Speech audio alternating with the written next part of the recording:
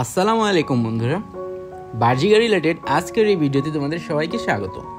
আজকের এই ভিডিওর টপিক হলো বার্জিকারের বাচ্চা ফোটার উপর করণীয় এবং কী কী স্টেপ গ্রহণ করলে আমাদের বাচ্চাগুলো সঠিকভাবে বেড়ে উঠবে, রোগ প্রতিরোধ ক্ষমতা ঠিক থাকবে। যদি ঠিকঠাকভাবে বাচ্চার যত্ন না নেওয়া হয় তাহলে বাচ্চাগুলো মারা যেতে পারে। সুতরাং একটা গুড রেজাল্ট আশা করার জন্য সেরকমভাবে আমাদেরকে পেয়ারের পিছনে টাইম দিতে হয়, তার বাচ্চাকে পরিচর্যা করতে হয়।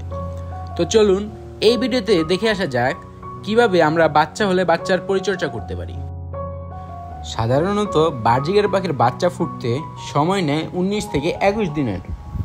তো গরমকাল যেহেতু এখন চলতেছে, এখন সময়টা একটু কমই লাগবে। তবে যেদিন বাচ্চা ফুটবে সেদিন থেকে বার্জিকার পাখির খাবারে কিছু চেঞ্জেস আনতে হয়। যেমন কিছু খাবার বাড়তি দিতে হবে, কিছু এক্সট্রা পরিচর্যাও করতে হবে। খাবারের মধ্যে দেওয়া যেতে পারে এক্সট্রাভাবে সিড মিক্সের পাশাপাশি বিভিন্ন ধরনের ফল শাকসবজি বাড়িয়ে দেওয়া যেতে পারে।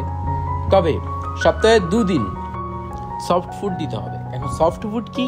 সফট ফুড হলো ছোলা, ভুট্টা, গাজর ইত্যাদির মিশ্রণ, একটি খাবার যা সম্পূরক খাবার হিসেবে ব্যবহার করা হয় পাখির দৈহিক শক্তি বৃদ্ধিতে। তবে মনে রাখতে হবে, বাচ্চা ফোটার পর দিনই আমরা সফট ফুড দিব না। আমরা বাচ্চা ফোটার 3 দিন পর থেকে সফট ফুড দেওয়া শুরু করব। কারণ বাচ্চা ফোটার কয়েকদিন পরে সফট ফুড দিতে হয়। যদি আগে দেওয়া হয় তাহলে বাচ্চার পটির ভিতরে বাচ্চা যেহেতু সে সময় মাথা তোলার তেমন একটা শক্তি থাকে না, নাকের ভিতরে ময়লা যেয়ে শ্বাস আটকে মৃত্যুবরণ করার সম্ভাবনা থেকে যায়। তাই বাচ্চা ফোটার কিছুদিন যাক, তারপর থেকে আমরা সফট ফুড দিব। এই সফট ফুড এনার্জি বুস্টার হিসেবে কাজ করবে, পাখির শরীরে দ্রুত পালক গজাবে, পাখি দ্রুত বড় হবে। দ্বিতীয়ত বলা যাক যে যদি পাখির বাচ্চা ফুটে তাহলে ডিমের যে এক্সট্রা বাচ্চা ফোটার পরে যে খোলস থাকে ডিমের, সেটা চেষ্টা করতে হবে হাঁড়ির ভিতর থেকে ফেলে দেওয়ার। তবে খেয়াল রাখতে হবে পাখির যাতে ডিস্টার্ব না হয়। পাখির যদি ডিস্টার্ব হয় তাহলে সেক্ষেত্রে ধরার দরকার নেই, কারণ পাখিকে একটা সেফ প্লেস দিতে হবে যেখানে সে তার বাচ্চাগুলোকে ফিড করাবে। এরপর আসা যাক পাখির মারাত্মক একটি রোগ, যেটি হচ্ছে ক্যাঙ্কর। পাখির বাচ্চা ক্যাঙ্কর হলে পাখির বাচ্চা খুব সহজে মারা যায়। এখন এই ক্যাঙ্কর দূর করার জন্য আমাদের খাঁচাটাকে খুব ভালোভাবে পরিষ্কার করতে হবে। কমপক্ষে ট্রেটা সপ্তাহে 1-2 দিন পরিষ্কার করে দিতে হবে। বাচ্চা থাকাকালীন একটু বেশি যত্ন নিতে হয়, তাই সপ্তাহে আমি রেকমেন্ড করব 2 বার পাখির ট্রে পরিষ্কার করা। ইদানিং শীতের সিজন চলে আসছে, গরম আর বেশি দিন থাকবে না। সুতরাং পাখির ব্রিডিং সিজন এখন চলতেছে, এখন পাখি প্রচুর পরিমাণে ব্রিড করবে। একটি বাচ্চা পাখি সেলফ ফিড হতে সময় লাগে প্রায় 5 সপ্তাহের মতো, প্রায় 40 দিন। এর মধ্যে পাখি নিজে বড় হয় এবং নিজে নিজে খাদ্য খাইতে শিখে।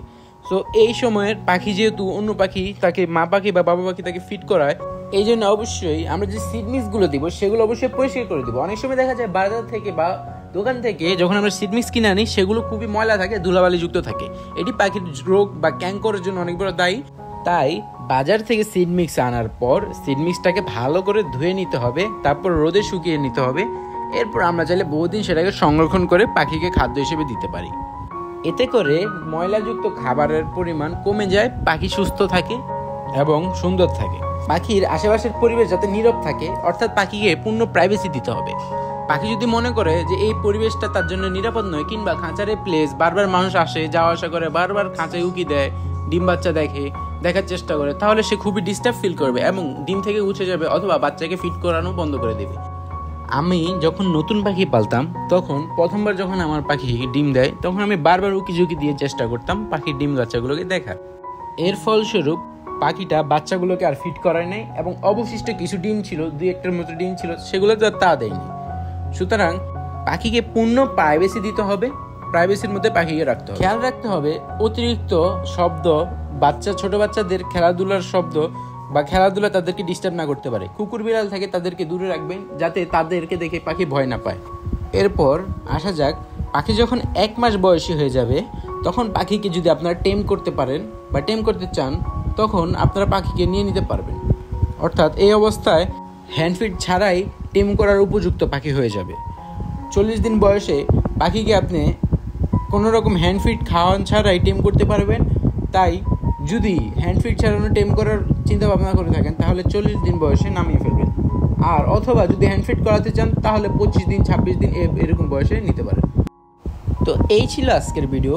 আশা করি যে আপনাদের অনেক ভালো লেগেছে।